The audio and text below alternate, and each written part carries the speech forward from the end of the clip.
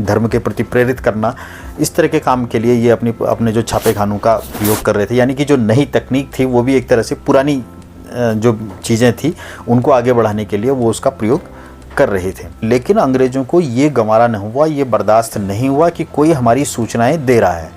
इन्होंने बोल्ट को ज़बरदस्ती जहाज़ में लाद करके यूरोप भेज दिया।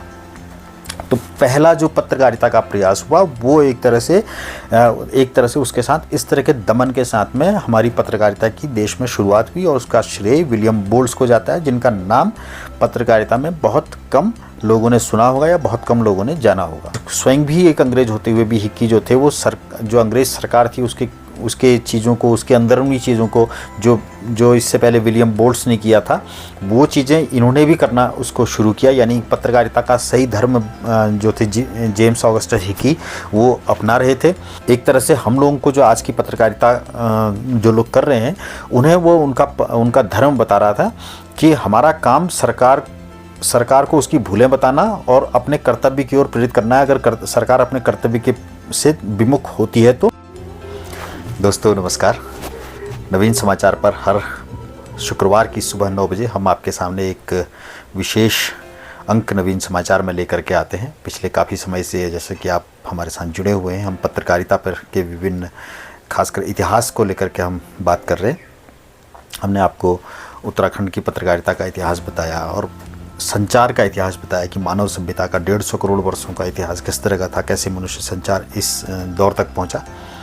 और इस कड़ी में हमने आपको फिर जो विश्व की पत्रकारिता का इतिहास को हम इस तरह से भी आगे लेकर के यहाँ तक पहुँचे हैं कि कैसे छापे खानों का, प्रिंटिंग प्रेस का किस तरह से विकास हुआ, किस तरह से वो छपने लगी, प्रिंटिंग प्रेस कैसे बनी, और कैसे हमने आपको बताया कि 15वीं शताब्दी में छापा खाना बना और उसके बाद से पहली बाइबिल, गुटनबर्ग बाइबिल छपी, और उसके बाद फिर आगे बढ़ते बढ़ते हम 17वीं सदी तक आकर के हम पहला समाचार पत्र प्रकाशित करने की स्थिति में दुनिया आ गई। तो इसी कड़ी को हम आगे लेकर के अब भारत की पत्रकारिता की बात कर रहे हैं। यहाँ पर भारत की अगर हम पत्रकारिता की बात कर रहे हैं तो एक दो संदर्भों को केवल हम पीछे जोड़ दें कि हमारे यहाँ तो 5,000 वर्ष पूर्व यानी ईसा से करीब आज से 5,000 साल पूर्व यानी ईसा से 3,000 साल पूर्व भी हमारे यहाँ जो मोहनजोदड़ो और हड़प्पा की सभ्यता है वहाँ हमको लेखन कला वहाँ पर हमको दिखती है।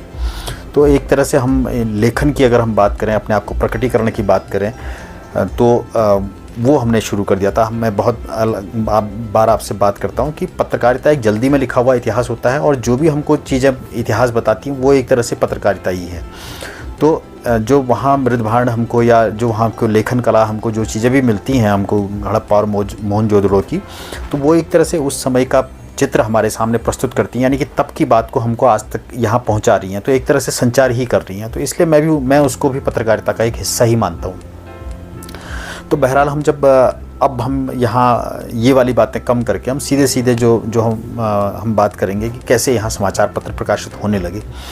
तो चूँकि ये जो दौर था, इस दौर तक अंग्रेज भारत में आ चुके थे, ईस्ट इंडिया कंपनी यहाँ आ चुकी थी, और उसके अलावा विदेशी अगर हम बात करें तो पुर्तगाली यहाँ आ चुके थे। तो ये भारत में वैसे तो एक और छोटी सी बात बता दें तो ईसा की जब शुरुआत हुई है, जब ये ईस्वी सन की शुरुआत हुई, तभी से भारत में करीब करीब हमारे यहाँ कागज़ बनना शुरू हो गया था, जो हाथ से लुगदी से इस तरह से बनता था। लेकिन छापे खाने तरह की कोई चीज़ नहीं थी, लोग हाथ से ही किताबें लिखते थे हमारे यहाँ। तो अगर हम ऋषि परंपरा और इस तरह की बात करेंगे तो वो तो बहुत समय से हमारे यहाँ लेखन चल रहा था। तो हम छापे खाने की ही बात कर रहे हैं। तो इसकी बात अगर हम करते हैं तो सबसे पहले हमारे यहाँ जो पुर्तगाली आए थे वो क्योंकि जल्दी ये लोग भी आ गए थे, और इसी समय हमारे यहाँ सब कुछ दुनिया में भी ये जो क्रांति हो रही थी लेखन कला की और मशीनों के बनने की, मशीनीकरण की जो दुनिया में हो रही थी प्रगति, तो वो चीज़ें साथ के साथ में होने लगी। यानी कि हम बहुत पीछे नहीं रहे उस बारे में। सबसे पहले कहा जाता है कि 1557 ईस्वी में 16वीं सदी में गोवा में कुछ पादरी जो थे उन्होंने पहली पुस्तक छापी।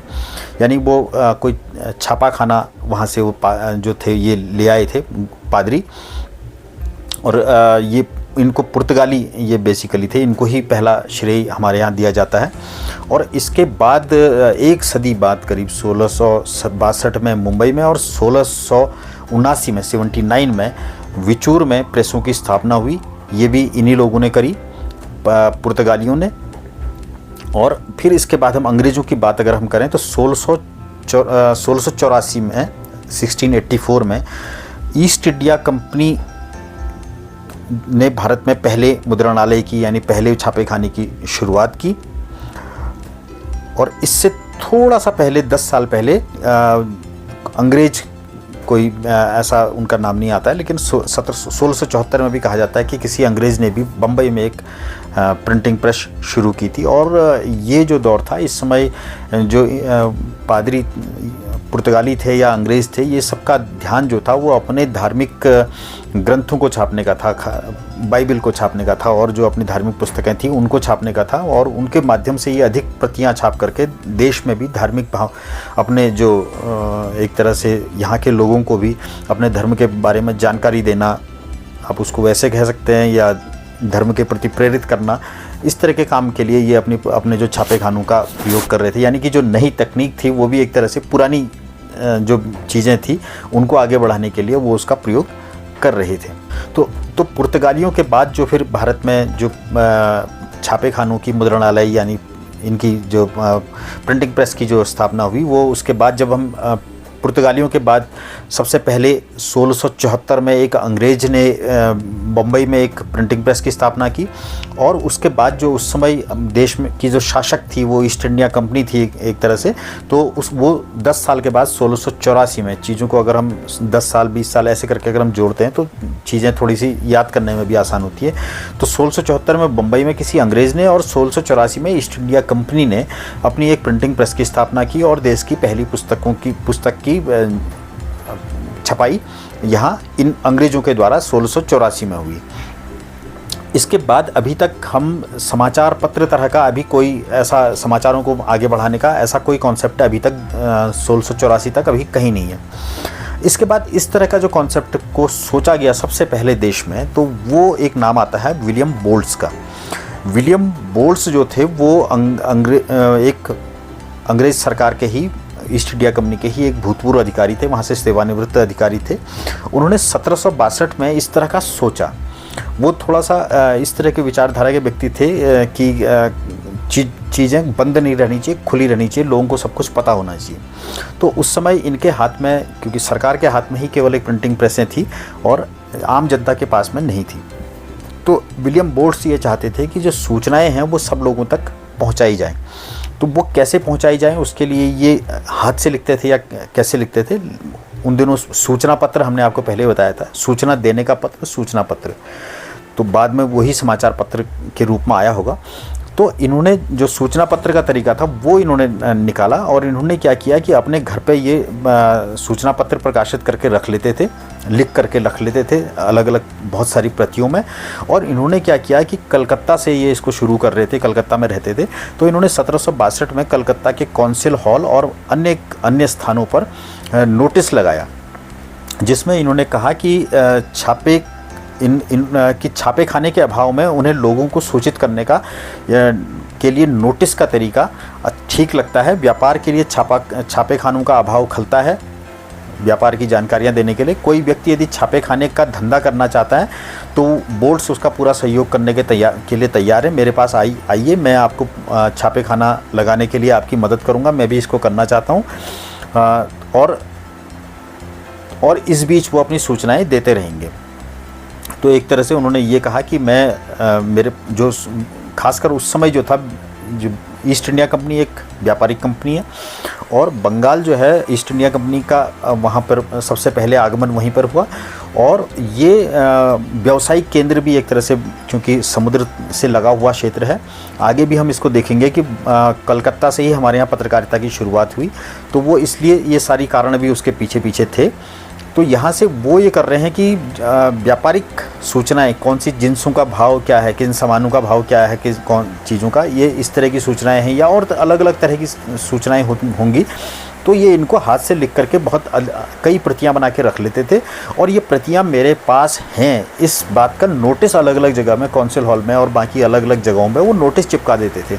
और ये भी कहते थे कि अगर किसी को आज की तिथि में समाचारों की सूचनाएं पहुंचाना बहुत महत्वपूर्ण है और इसके लिए छापे खाने हमारे देश में आगे हैं, ये भी ये बताना चाह रहे हैं, और कोई अगर लगाना चाहता है तो मैं उसका सहयोग करूंगा, ये कह रहे हैं। तो इन्होंने बताया कि कहा था कि 10 से 12 बजे के बीच में सुबह के समय में हर दिन कोई उनके घर पर आए और उनके घर से वो सूचना पत्र ले सकता है, ऐसा इनका कहना था। तो इसके बाद ये जो इनके सूचना पत्र थे, इन सूचना पत्रों में ये क्या करते थे, एक तो कंपनी और सरकार के समाचार फैलाते थे। तो कंपनी में ये हो रहा है और जिस तरह की जो नई एक्टिविटीज़ हो रही थी, एक तरह से समाचार पत्र का स्वरूप ये लेके आए हैं सबसे पहले। हालांकि ये समाचार पत्र प्रकाशित समाचार पत्र नहीं है, ये हाथ से लिखे हुए सूचना पत्र होते थे। तो ये इस तरह की चीज़ें कर रहे थे। लेकिन आप ये देखिए कि हमारे देश में पत्रकारिता की शुरुआत कैसे हुई। बोल्ट्स एक अंग्रेज हैं और अंग्रेज़ों की ही एक तरह से कंपनी गवर्नमेंट वहाँ पर चल रही है, ईस्ट इंडिया कंपनी की। लेकिन अंग्रेज़ों को ये गंवारा नहीं हुआ, ये बर्दाश्त नहीं हुआ कि कोई हमारी सूचनाएं दे रहा है।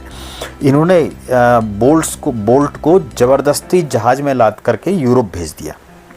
तो पहला जो पत्रकारिता का प्रयास हुआ वो एक तरह से उसके साथ इस तरह के दमन के साथ में हमारी पत्रकारिता की देश में शुरुआत हुई, और उसका श्रेय विलियम बोल्ट्स को जाता है, जिनका नाम पत्रकारिता में बहुत कम लोगों ने सुना होगा या बहुत कम लोगों ने जाना होगा।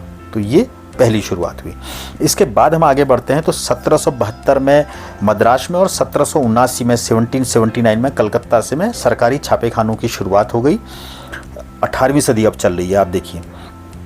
और इसके अंत तक हालांकि फिर ये काफ़ी तेज़ी से बढ़ने लगा और देश के ज़्यादातर शहरों में प्रेस की स्थापना हो गई। और ये प्रेस की जो स्थापना थी, इसके साथ इसमें भारतीय भाषाओं के टाइप भी तैयार होने लगे, क्योंकि पहले शुरुआत में अंग्रेजी भाषा के टाइप होते थे, बाद में भारतीय भाषाओं के भी टाइप होने लगे।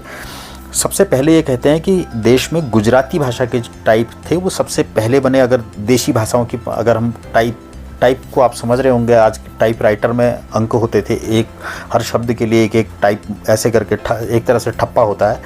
वो बहुत हाल तक हमने अपने आंखों से देखा है कि जो अखबार भी छपते थे वो इन टाइप के माध्यम से ही छपते थे। उसमें हर एक शब्द को अगर कोई भी एक शब्द लिखना है तो आधा शौ, फिर पीछे लाइन, फिर आधा बौ, फिर दो, फिर आ की मात्रा, फिर ऊपर ओ की मात्रा, फिर बिंदी, इस तरह से एक एक शब्द बनाया जाता था उसमें टाइप से। उनको टाइप कहते थे। उनको बना करके पूरा पेज बनाया जाता था, फिर छापे खाने में उसको फिट किया जाता था और फिर वो छापे बार बार मारता था और इस तरह से अखबार छपता था। ये तरीका था। आज के दौर के लोगों के लिए ये समझना थोड़ा कठिन भी हो सकता है।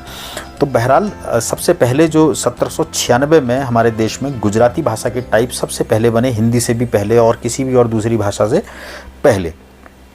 तो इसके बाद 1802 में मराठी भाषा के इसके बाद छपाई प्रारंभ हुई और हालांकि 1812 में जाकर के मराठी भाषा की प्रेस की स्थापना हुई और मुंबईना समाचार नाम का पहला गुजराती पत्र छपा।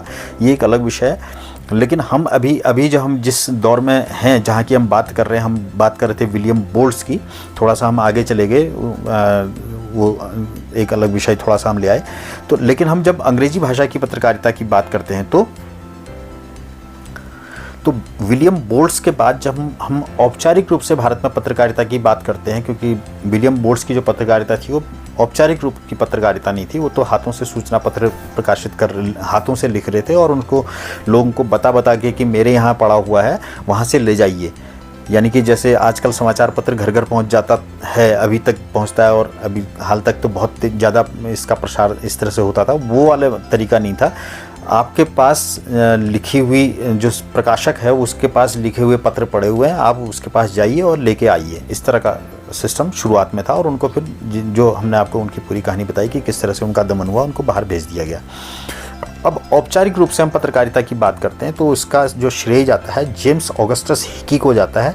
उन्होंने 29 जनवरी 1780 को कलकत्ता में हिकीज़ बंगाल गजट के नाम से एक अखबार निकाला। अब औपचारिक रूप से ये पत्र शुरू हो गया, जिसको एक तरह से ये पत्रकारिता की पहली की दिशा में पहला प्रयास है, पहली ईंट कह सकते हैं आप इसको देश का पहला समाचार पत्र कह सकते हैं। इसका नाम दी कैलकटा जनरल एडवर्टाइजर भी इसको कई जगह लिखा जाता है। ये जो पत्र था ये 2 पृष्ठों का अखबार था और इसमें 3 कॉलम होते थे। आजकल के जो समाचार पत्र, अभी हाल तक इसके मतलब आज से 10-15 साल पहले तक 8 कॉलम के समाचार पत्र छपते थे। अभी 7 कॉलम के समाचार पत्र, दैनिक समाचार पत्र जो होते हैं वो छपते हैं, और जो साप्ताहिक समाचार पत्र होते हैं वो 4 कॉलम के ऐसे छपते हैं। तो कॉलम का मतलब जो ऐसे अलग अलग जो पत्रकारिता को नहीं जानते हैं उनको समझाने के लिए हम ऐसे कह सकते हैं, बाकी पत्रकारिता के लोग तो समझते हैं कॉलम क्या होते हैं। तो ये जो समाचार पत्र था ये 2 पृष्ठ का था और 3 कॉलम में ये जो छपता था। इसका जो पृष्ठ था वो 12 इंच लंबा यानी 1 फीट लंबा और 8 इंच चौड़ा यानी पौन इंच से थोड़ा सा बड़ा, इतना चौड़ा था। एक तरह से A4 पेज आप समझ सकते हैं, करीब करीब इतना बड़ा इस तरह का ये था। और इस जो समाचार पत्र था इसमें कि अन्य समाचार तो छापते ही थे, उसके अलावा एक विशेष स्तंभ छापते थे, अ पॉइंट्स कॉर्नर, एक कवि का कोना। तो इस जो ये 2 पॉइंट्स कॉर्नर जो इसमें होता था, इसमें अपने मनोभाव प्रकट करते थे और इसमें एक खास चीज़ें टिप्पणियां करते थे और अंग्रेज अधिकारियों के बारे में उनके व्यक्तिगत जीवन पर भी टिप्पणियां कर देते थे। यानी पत्रकारिता, एक अंग्रेज स्वयं भी एक अंग्रेज होते हुए भी हिक्की जो थे वो जो अंग्रेज सरकार थी उसके चीज़ों को, उसके अंदरूनी चीज़ों को जो इससे पहले विलियम बोल्ट्स ने किया था वो चीज़ें इन्होंने भी करना उसको शुरू किया। यानी पत्रकारिता का सही धर्म जो थे जेम्स ऑगस्टस हिकी वो अपना रहे थे। तो इन्होंने एक बार क्या किया कि अधिकारियों को लिखते लिखते, अधिकारियों के उनके व्यक्तिगत जीवन को लिखते लिखते इन्होंने जो गवर्नर थे उनकी पत्नी पर भी कोई आक्षेप कर दिया, जिसके लिए इन्हें 4 महीने की जेल हुई और 500 रुपये का इन पर जुर्माना लगाया गया। यह 500 रुपये का जुर्माना उस समय के हिसाब से एक बहुत बड़ी चीज़ होती थी। लेकिन इसके बावजूद हिकी ने शासकों की आलोचना करने का जो उनका अपना क्रम था उससे परहेज़ नहीं किया। तो इस पर एक बार फिर इन्होंने इसके बाद गवर्नर की पत्नी के बाद गवर्नर पर कर दिया और सर्वोच्च न्यायालय की आलोचना कर दी। ये इस लेवल तक, स्तर तक चले गए, गवर्नर और सर्वोच्च न्यायालय तक। तो इस पर इनके ऊपर 5,000 रुपये का जुर्माना लगाया गया। अब 10 गुना ज़्यादा जुर्माना लगाया गया और इन्हें 1 साल के लिए जेल में डाल दिया गया और इस समाचार पत्र को बंद भी कर दिया गया। तो इस तरह की चीज़ें पहले हमारे जो पहला समाचार पत्र था उसने ये सब चीज़ें भी झेली पहले। तो ये इसका जो किस तरह का समाचार पत्र था इसके बारे में हम अगर बताएं तो इसमें इन्होंने लिखा था अपने बारे में कि हम क्या हैं। हर समाचार पत्र अपने बारे में भी कहीं ना कहीं ज़रूर बताता है। तो उसको एक उदाहरण के रूप में कि यह राजनीतिक और आर्थिक विषयों का साप्ताहिक है और इसका संबंध हर दल से है मगर यह किसी दल के प्रभाव में नहीं आएगा। ये उन्होंने कहा था कि हम जो समाचार पत्र का एक धर्म भी होता है, किसी एक दल के लिए नहीं है, सभी दलों के लिए है। यानी उस समय भी आप ये अगर वैसे समझना चाहें तो उस समय भी कुछ दलगत राजनीति कुछ न कुछ हो रही होगी। तो ये उसको बताना चाह रहे हैं, जनता को बताना चाह रहे हैं, ये किसी एक दल के लिए नहीं है, ये सभी दलों के लिए है और ये राजनीतिक और आर्थिक विषयों का साप्ताहिक है। क्योंकि राजनीतिक स्थितियाँ जो उस समय अंग्रेज़ सरकार है उसके वो है, और जो यहाँ भारतीय जो राजा रजवाड़े और जो नवाब और ये लोग थे इनकी भी कुछ न कुछ पॉलिटिक्स चलती रहती होगी, राजनीति चलती रहती है। तो उसके बारे में ये बता रहे हैं क्योंकि इससे जनता प्रभावित होती है। और दूसरा व्यावसायिक कारण, आर्थिक विषय, कौन सी चीज़ों के दाम कितने हो रहे हैं, घट रहे हैं, बढ़ रहे हैं और इस तरह की सब चीज़ें, ये जनता के जानने के विषय उस दौर के ये विषय थे। आज भी ये विषय काफ़ी ज़्यादा पढ़े जाते हैं। तो ये उस समय कह रहे हैं कि हम किसी दल के प्रभाव में नहीं आएंगे। और इसके अलावा उन्होंने अपने बारे में लिखा था कि मुझे अखबार छापने का विशेष चाव नहीं है, न मुझ में इसकी योग्यता है, कठिन परिश्रम करना मेरे स्वभाव में नहीं है, तब भी मुझे अपने शरीर को कष्ट देना स्वीकार है ताकि मैं मन और आत्मा की स्वाधीनता प्राप्त कर सकूं। यानी अंग्रेज़ों के शासनकाल में एक अंग्रेज़ था जो अपने आप को गुलाम महसूस कर रहा था। क्यों महसूस कर रहा था? इसलिए महसूस कर रहा था कि वो अपने मनोभावों को व्यक्त नहीं कर सकता। आज हम सरकार की खिलाफत, हम हर सरकार की चाहे जो भी हो उसकी सरकार की खिलाफत हम बहुत आसानी से कर लेते हैं, हम उसके खिलाफ जम के बोल लेते हैं। लेकिन वो हमारे देश ने वो दौर देखा है जब एक अंग्रेज़ अधिकारी भी अंग्रेज़ सरकार के खिलाफ नहीं बोल पाता था, इतना उसको अपने आप को गुलाम होने का एहसास होता था। तो इसलिए वो आदमी जो कहता है कि मेरे अंदर अधिक परिश्रम करने का स्वभाव ही नहीं है मेरा, उसके बावजूद, और मैं कोई विशेष पत्रकार समाचार पत्र छापने का कोई विशेष चाव भी नहीं है और मुझ में ऐसी योग्यता भी नहीं है। यानी मेरे अंदर पत्रकार होने का कोई गुण नहीं है, कोई इस तरह का चीज़ नहीं है, लेकिन उसके बावजूद मैं जो ये जो समाज में इस तरह का देख रहा हूँ कि मैं बिल्कुल एकदम गुलामों सा जीवन जी रहा हूँ, और इसलिए मैं ये समाचार पत्र को छाप रहा हूँ ताकि मेरे मन और आत्मा को स्वाधीनता प्राप्त हो सके।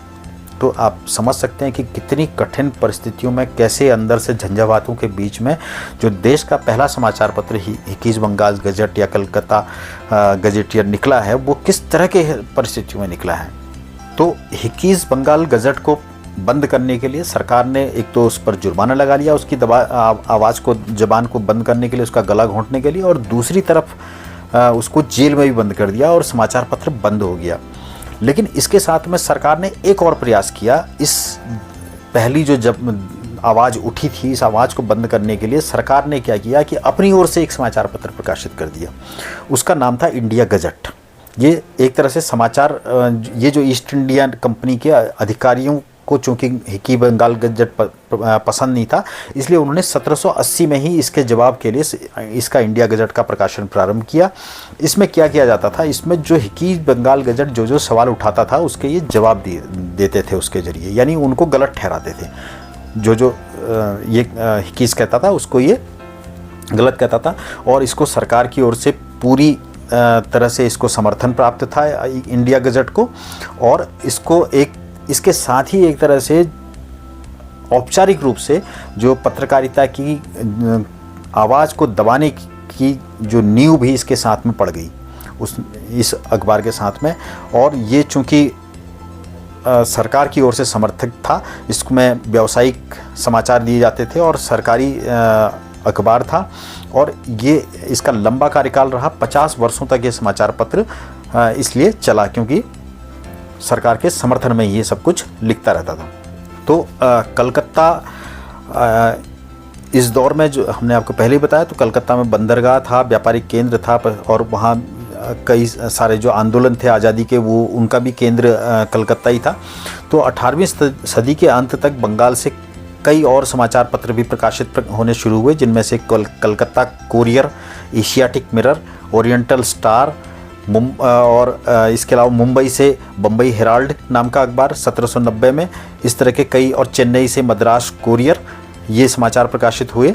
और इनमें जो शुरुआती समाचार पत्र थे, खास बात ये थी कि इनमें आपस में कोई प्रतिस्पर्धा नहीं थी, बल्कि आपस में एक सौहार्द का माहौल था, एक दूसरे को आगे बढ़ाने का, एक दूसरे को सहयोग करने का भी इनके अंदर में भावनाएं थी। और इनकी जो खास बात ये थी कि अगर इनको, अब इन्होंने ये समझ लिया था कि अगर हम ज़्यादा उग्र रहेंगे तो हमको हिकीज बंगाल गजट की तरह ही हमारा भी हश्र होगा, इसलिए ये अपेक्षाकृत इनकी जो उग्रता थी वो हिकी बंगाल गजट के मुकाबले काफ़ी कम थी। और ये कंपनी शासन के पक्षधर तो नहीं थे, लेकिन मतलब थोड़ा सा धीमी आवाज़ में उनका सरकार की चीज़ों का विरोध करते थे। तो उसके बावजूद सरकार का दूसरी ओर से भी इन जो सरकारी ये जो समाचार पत्र थे इन पर नियंत्रण करने की कोशिश भी शुरू हो गई थी। 1799 में ही सर बेलेजली जो थे वो पहला प्रेस एक्ट ले आए थे, और जो भारतीय पत्रकारिता जगत का पहला कानून था। तो एक तरफ हिकीज बंगाल गजट 1790 में, और 1790 में ही हमारे जो आ गया इंडिया गजट, और बीच में ये जो समाचार पत्र आए। इसके बाद 1818 में एक ब्रिटिश व्यापारी था, उसका नाम था जेम्स सिल्क बकिंघम। इसका जिक्र विशेष रूप से करना महत्वपूर्ण है, जिसने कलकत्ता जनरल नाम का एक संपादन किया। बकिंघम वह पहला प्रकाशक था जिसने देश प्रेस को जनता के प्रतिबिंब के रूप में प्रस्तुत किया, यानी जनता की बात सरकार के सामने रखने का, यानी जनता के सामने क्या परेशानियां हैं उन चीज़ों को प्रेस के माध्यम से आगे रखने का इसका प्रयास था। इसको प्रेस को आधुनिक रूप देने का इसको भी श्रेय दिया जाता है। ये किस तरह का समाचार पत्र था कलकत्ता जनरल? इसने अपने संपादकीय में लिखा था कि संपादक के कार्य सरकार को उसकी भूलें बताकर कर्तव्य की ओर प्रेरित करना है, और इस आशय से कुछ अरुचिकर सत्य कहना अनिवार्य है। ये उसने अपने, एक तरह से हम लोगों को जो आज की पत्रकारिता जो लोग कर रहे हैं उन्हें वो उनका धर्म बता रहा था कि हमारा काम सरकार सरकार को उसकी भूलें बताना और अपने कर्तव्य की ओर प्रेरित करना है, अगर सरकार अपने कर्तव्य के से विमुख होती है तो। और इस ऐसा बताने में कुछ अरुचिकर भी कहना पड़े सत्य, सत्यम ब्रूयात प्रियम ब्रूयात न ब्रूयात सत्यम अप्रियम हमारे यहाँ कहा गया है, लेकिन वो कहता है कि अगर कुछ अरुचिकर भी अगर हमको सत्य कहना है तो वो अनिवार्य है। इस पत्र की एक खास बात यह भी थी कि इसने अपने पाठकों के लिए संपादक के नाम पत्र का एक कॉलम छापना भी इसने सबसे पहले ये विचार इसने दिया था, जिसमें कि आम लोग भी, आम जनता भी अपने विचारों को अपने पत्र के माध्यम से समाचार पत्र में छपवा सकते थे। उनकी जो बात थी वो जैसी हूबहू वहाँ प्रकाशित हो जाती थी। तो ये जो हमने पहले भी जैसे बताया कि ये एक तरह से प्रेस को जनता के प्रतिबिंब के रूप में इसने प्रस्तुत किया था। तो करीब 2 वर्ष की इसका कार्यकाल के भीतर इसकी जो प्रसार संख्या थी वो काफ़ी ज़्यादा बढ़ गई थी। इसने सभी एंग्लो इंडियन जो समाचार पत्र थे उनको पीछे छोड़ दिया था और इसका जो प्रसार संख्या थी वो करीब 1000 के आसपास थी और इसका मूल्य उस दौर में 1 रुपया था। 1823 में पहला प्रेस अधिनियम लाने वाले स्थानापन्न अंग्रेज गवर्नर जनरल जॉन एडम के आदेश पर बकिंघम को गिरफ्तार कर तत्काल भारत से निर्वासित कर इंग्लैंड वापस भेज दिया गया, किंतु इंग्लैंड जाकर भी उसने ओरिएंटल हेराल्ड निकालकर भारतीय समस्याओं और कंपनी के हाथों में भारत का शासन बनाए रखने के विरुद्ध लगातार अभियान चलाए रखा। तो इस तरह से जो सबसे पहले विलियम बोल्ट्स के बाद फिर बकिंघम भी एक दूसरा पत्रकार है जिसको भारत से निर्वासित कर दिया गया, जहाज में बैठा करके वापस इंग्लैंड भेज दिया गया कि तुम यहाँ भारत में आकर के हमारे खिलाफ आवाज़ मत उठाओ। तो एक तरह से आप ये भी समझेंगे कि जो यहाँ पत्रकार थे उसमें अंग्रेज पत्रकार भी वो भी एक तरह से सरकार का विरोध कर रहे थे। हिकी और बकिंघम का पत्रकारिता के में जो इतिहास में महत्वपूर्ण स्थान है। कलकत्ता में इसके अलावा दूसरे संपादक सैंडी ऑर्नॉट और बंगाल जनरल के संपादक विलियम डुएन, इस तरह के भी कई और संपादक भी हैं जिन्हें इस तरह से अंग्रेज़ों ने उस समय निर्वासित करके वापस इंग्लैंड भेज दिया। तो इस तरह से हम भारत में जो अंग्रेजी के माध्यम से जो पत्रकारिता की शुरुआती दौर था उसकी कहानी हमने आपके सामने रखी। इस कहानी को हम और आगे लेकर के आगे बढ़ेंगे। उसके लिए आपको हमारा अगला अंक देखना होगा। उसके लिए हमें उत्साहवर्धन करने के लिए हमारी आपको प्रस्तुति ठीक लगी, अच्छी लगी है तो हमारे इस जो प्रस्तुति है इसको लाइक करें, हमारे चैनल को लाइक करें, सब्सक्राइब करें और बेल आइकन भी दबाएं ताकि आपको हमारी अगली प्रस्तुति सबसे पहले मिल सके और हमारा उत्साहवर्धन भी हो। धन्यवाद, नमस्कार।